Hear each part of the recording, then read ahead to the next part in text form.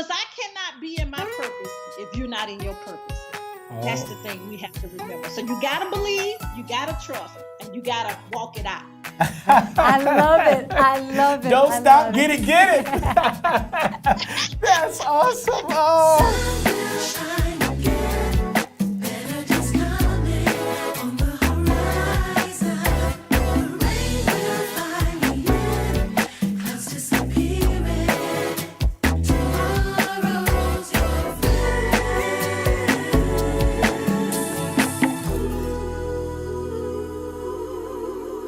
Hello and welcome to the Sweet Spot. We are again excited, charged up today, sweetie. Who's here with us?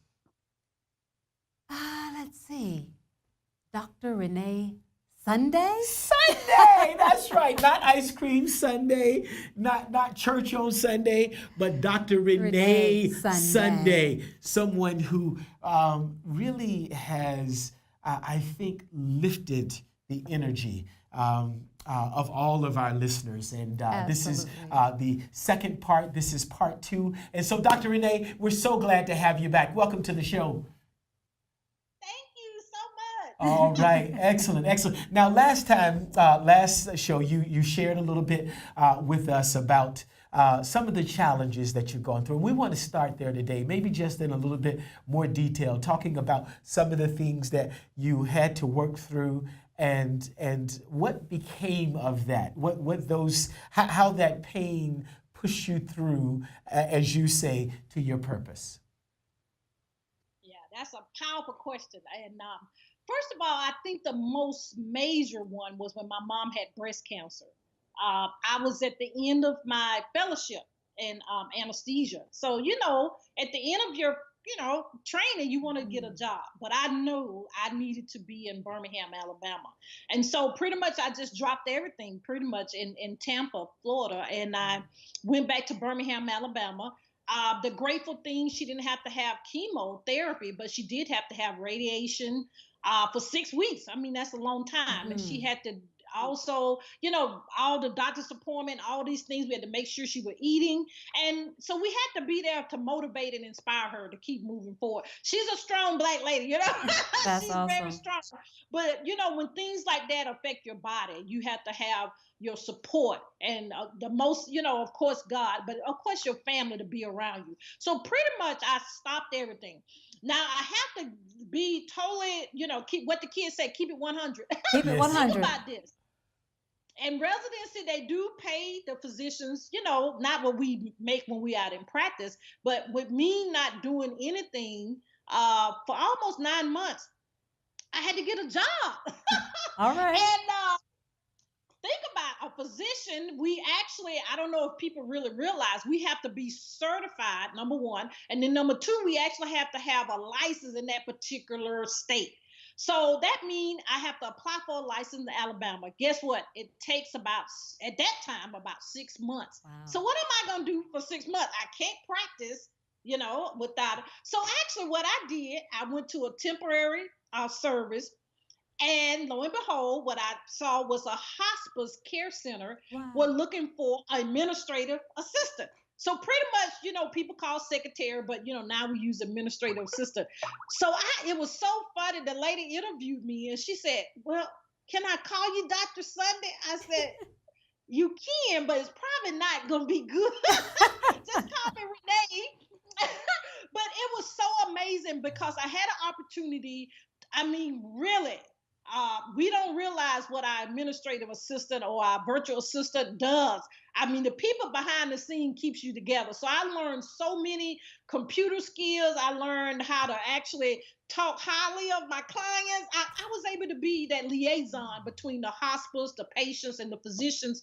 So I learned a lot. So it actually, it may have not sounded, so good because now think about it. I'm not making physician salary and I've done all the training.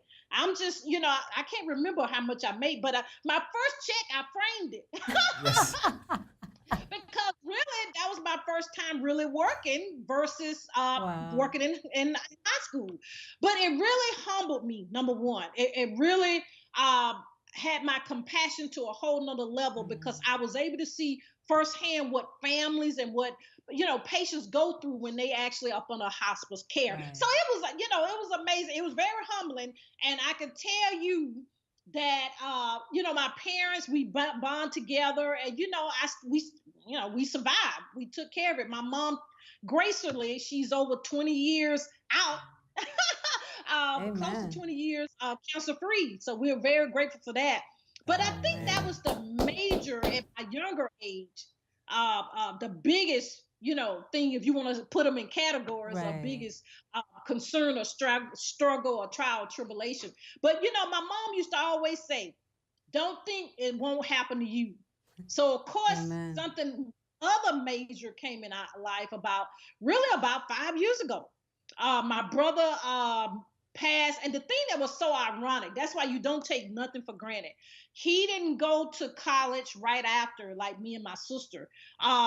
Not saying anything wrong with that, but he ended up wanting to go back to college. He actually was doing a presentation and he passed out.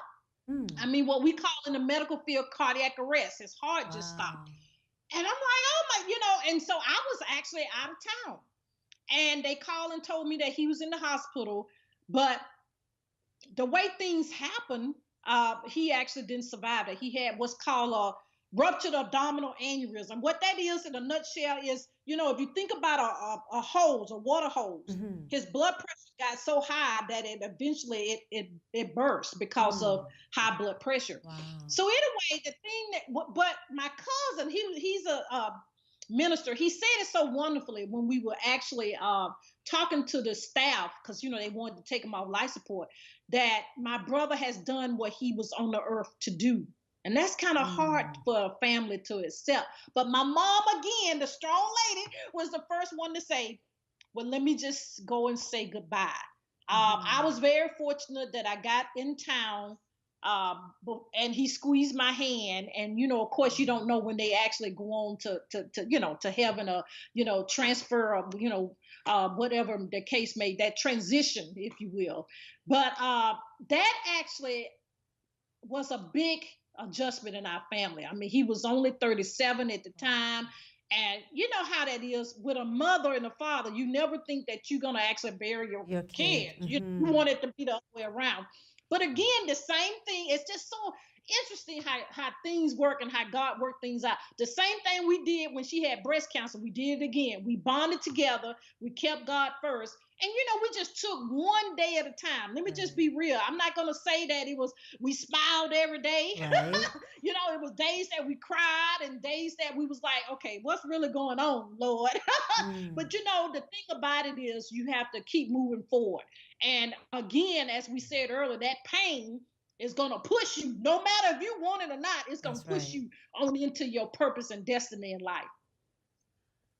So you talked a little bit about that your brother had thoughts of you being in ministry, and this is part of what actually continued to push you. I mean, you've already become done so many things.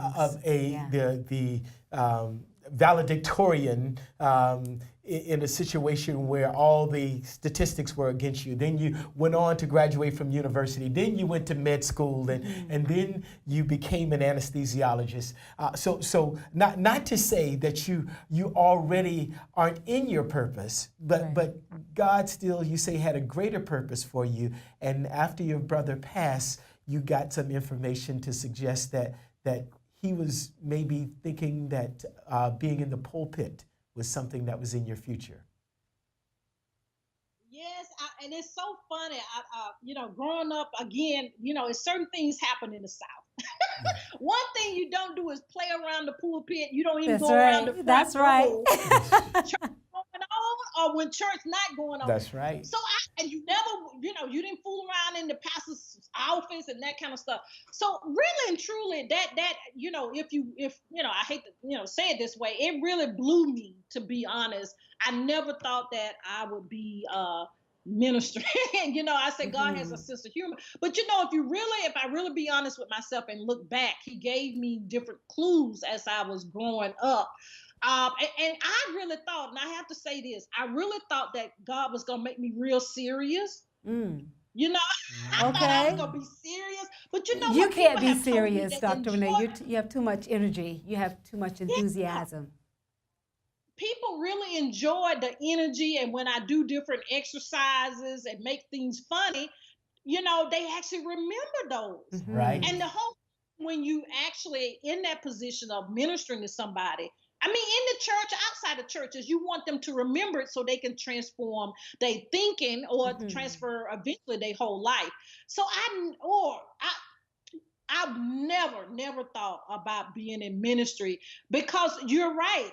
God has truly blessed me so much in the things that I have done. Excuse me.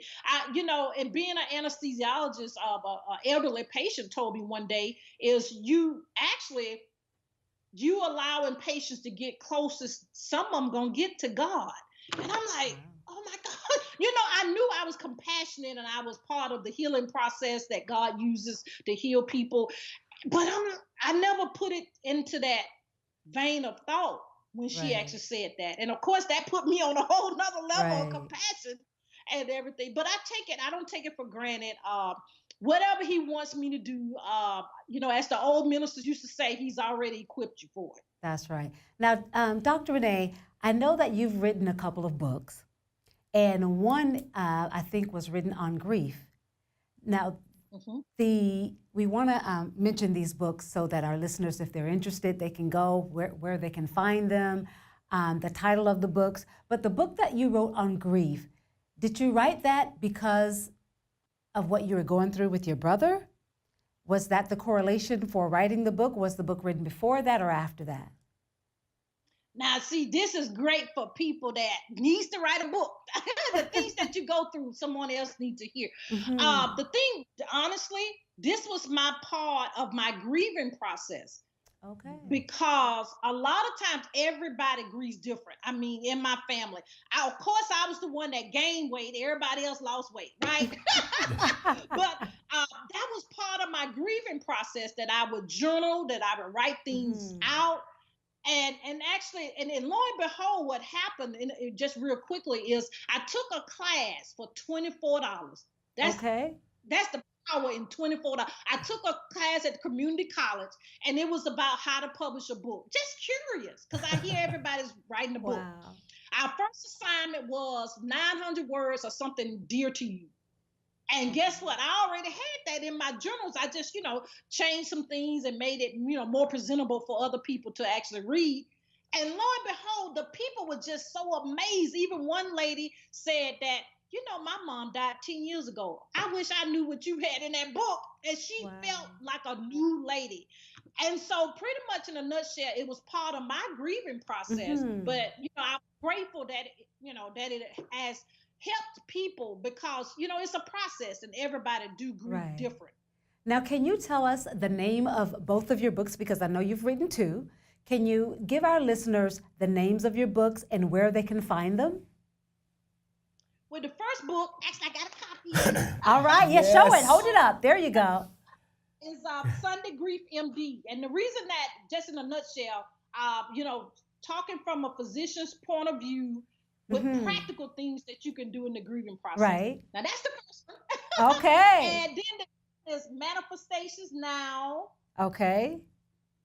And Beautiful. pretty much this is actually telling you how your journeys in life that you actually can the journeys in life, you actually have to continue to move forward. You can't give up. You have to continue the process. And I'm just so happy to let you know that they best-selling books. Nice.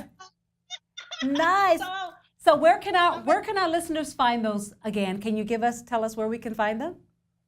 Well, you can go to my website, which is www.reneesunday.com, Okay. or you can go to Amazon. It's on Amazon, all of the Okay. major book outlets. But the easy way, all of them are on my website. On the Right. website www.reneesunday or on Amazon, And and they're that's both bestsellers. and that's Renee Renee Sunday.com. That's Yeah. correct. That's awesome, Dr. Renee. So in the intro, I was saying that you have a publishing company, you do counseling, you do all these things. What made you want to have your own publishing company? Now, let me tell you how God puts things in your way that you don't know. I'm gonna say in your way, because see, we sometimes mess stuff up. Right, that's But right. the lady that helped me with the first book, the grief book, she had her own publishing company, but Okay. she saw something in me that I didn't see in myself. And she said, you know what? You actually need to have your own publishing company. So she actually helped me to get my own publishing company. And it's so ironic, some of the things that the publishing company do, let's say the copyright, and then Hmm. the barcode. Lo Right. and behold, she said, you got to do that. I'm not going to help you. So it's amazing how things worked out, that she saw in me what I didn't see in myself. So I'm actually able to help people publish their books. So isn't that amazing? I was about to say that. So you actually help other people publish their writings? Yes. Uh-huh. That's a beautiful thing. Yes. That is a beautiful thing. With all of my good friends, it seems to be the same way. The more you get to know about them, right, the more impressed you become with them. You just have all of these layers, and we're excited to see what life has to come yet for you. But before that, though, we want to maybe just drill down a little bit into today. So you actually have your own radio show. Mm-hmm. And it's called Good Deeds, right? So tell us a little bit about Good Deeds, and maybe give us one or two of your favorite guests or segments that you've had. Kind of enlighten us a little bit. Wow. Now that I have to tell you how that evolved, just real quick. Yes, that's perfect. absolutely. Physicians back in the day wasn't on social media.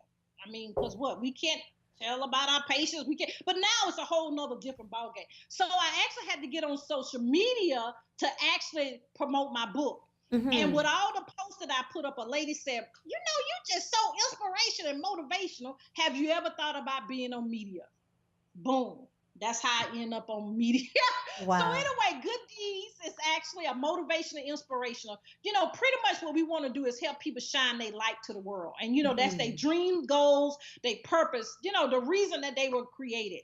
I think the most has been, I have several, but of course, being on Oprah Winfrey's platform, being on Bishop Jake's platform has been so amazing. I mean, Blair Underwood, people that you see on TV, you're like, okay, I've been this close to actually talk to you and take a picture. So that's been amazing. But the thing that I did remember, and you see this on TV all the time, is to remember that they are people just like you. That's right. They have feelings, they have trials and tribulations just like like we do. That's right. And so the thing is, they want you to respect them, they want you to treat them, how you want to be That's treated. Right. But if I had to pick one out, it's one that just recently happened. And that is Pastor Cheryl Brady. She's part of Bishop T.D. Jake's ministry as well. My camera guy has a sense of humor. When they catch me on camera crying and stuff like that, it's kind of, it's interesting. But, one thing I am is authentic. So I think when I looked at it in hindsight, I said, oh, wow, I was really being real. But she actually spoke into my life over the camera. Millions of people actually listen and hearing. So I think that was a very interesting time, and people have told me, wow, Renee, you just really are a real person. I said, yes, I am.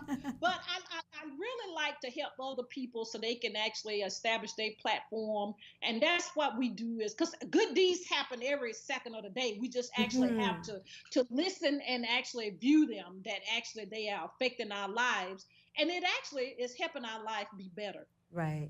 Now, out of all the things that you've done, all the accolades you've gotten, all the different things that you have been successful at, what would you say your greatest joy in life is? Great question. Being a servant, being able to help other people. Because Amen. people always say, God, all this stuff you do, but the main umbrella is to be a servant, to help other people actually move forward in their purpose and, in life. I mean, that can be just from something to eat, because we take it for granted. We want people to do all these things, but I need something to eat, okay? But so I just want people to have things that they can actually have a smile on their face, because so many people in the world have lost hope. So I want Right. to return that hope to them. And no matter what I'm actually over and have been entrusted with, that's my main mission, is to help other people and put that smile on their face. That's awesome. That is awesome. Sorry. I am blown away. It's such a treat to have you. Your spirit is so wonderful and so alive. What is a day in the life of Dr. Renee Sunday look like today? Are you still practicing anesthesiology as you're moving on and doing pastoring and publishing and all the different things? So what does a day in the life of Dr. Renee Sunday look like? Good question. Now, that's a great question. Now, what I did have to learn, the major thing I had to learn coming from full-time anesthesia to what I'm doing now, is to delegate and actually trust people with the vision God has given me. I have, gotten much better with that I can delegate things that I can outsource. But it's so interesting because I still do anesthesia part-time. And it's a funny story. This gentleman kept here in Atlanta. He said, I know you from somewhere. He just couldn't put his finger on where he from. And usually I don't say anything that, I'm on TV and stuff like that. I just usually don't say that when I'm doing anesthesia. So anyway, long story short, I had to go. He would not let us start the procedure unless he knew. He saw me somewhere. So I told him, I do have a radio and TV show called Good Deed. He said, that's it. I saw you on TV. So it's kind of interesting now that people have seen me on TV or doing other things, and then I'm actually putting them to sleep and waking them up for anesthesia. So they think it's so much of an honor, but it's an honor for me to actually be part of their healing process, to be actually with them. That's awesome. Now, for our Canadian listeners, you're down south, you're in Atlanta, Georgia. Is there something that you can tell our listeners about being a Southern Belle, about being Southern, about being from the South? What are some of the greatest joys for you? Well, that's funny because I think where did I go? I think I was in New York, and we was at a restaurant, and people overheard our accent. And I mean, literally, all these people end up at our table, and they said, just talk. They said, just say something. But our hospitality is true. The things that have happened in the past in the South, I mean, that's our history. But we actually have great hospitality. We actually are people that really want to help other people. It's so much going on in life, but we are that Southern Belle, which we bring that joy, that peace. We bring those good qualities in life to actually help others. Right. Now, is there, we're getting, down toward the end, and this has been a great interview, but is there, you've been through a lot, you have so much experience. Is there a scripture that you hold on to that's near and dear to your heart that seems to take you through when you're down, when you're not having such a great day? Is there a scripture you can share with our listeners that would encourage them? Yes, and I said God has a sense of humor again, because my first sermon was Proverbs 3, 5, and 6. Trust in the Lord and lean to your own. Yes, that was one of my mom's favorites. Acknowledge him, and he will will direct your path. And you yes. know what? I have to refer to that many times, because the more you do, the more things and more pressure come. But I have to focus on that, and I think he did that so strategically, because I can focus back on that and get straight. That's beautiful. That was one of my mom's favorite scriptures. So that's a beautiful one. Now we've had just a tremendous time here with you. You are infectious. You're wonderful. You're bright. You just have this wonderful desire to help other people. Is there anything that you would like to share with us before we go? Yes. Okay. For the people that's listening and viewing, the thing to remember is you do have a call. Mm-hmm. You do have a purpose that you were born, and you have a purpose that you hear right now. Mm-hmm. I always say this: you got to remember the three things. You got to believe, you got to trust, and that means trust the process. It's not gonna look good all the time. That's right. It's really not, okay? And then we have to, what I say, walk it out. So we actually have to walk out the process. You know, Dr. Martin Luther King says, worry about that first step. Don't worry about the staircase. Just do that first step and take that leap of faith. And the thing about it is, I know this is a secular song, but it always said, don't stop. It said, get it, get it. So what you you gotta get your purpose. You can't stop. You can't quit. You That's actually right. have to, because I cannot be in my purpose if you're not in your purpose. That's the thing we have to remember. So you got to believe, you got to trust, and you got to walk it out. I love it. I love it. Don't I stop, love get it, get it. That's awesome. Oh, believe, trust, walk it out. Walk it out. Believe, trust, and walk it out. All right, That's beautiful. awesome. Dr. Renee, thank you so much. You have been inspiring, you've been uplifting, you've been funny, you've been everything. We are so glad that you stopped by the Sweet Spot to join us today, because this has really been a treat for us.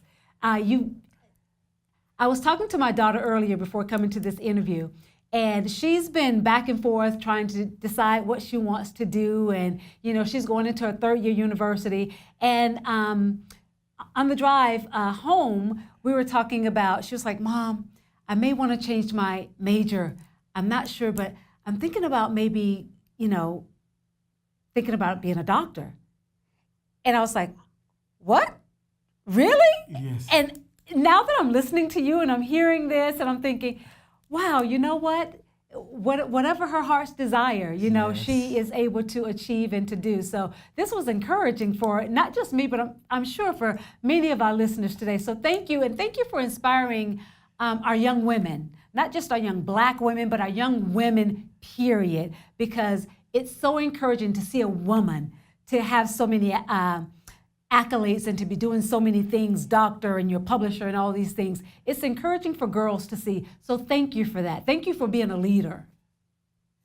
Thank you. And thank you for leading with love. And I think that's what we admire most about you, is through all of your achievements, your real desire is to help other people, to love on people. Don't stop, get it, get it. I'm ready. Thank you again, Dr. Renee. Thank you again so much. And thank you for joining us here at the Sweet Spot. To our listeners, thank you for tuning in. And please remember, go on Amazon, go on www.reneesunday to pick up her two books, which are Sunday Grief, MD, and the Manifestations Now. Sunday Grief MD and Manifestations Now. Amazon and Renee.com. Thank you so much. Until next time, remember to walk it out and stay in your sweet spot. Don't stop, get it, get it. Sun will shine.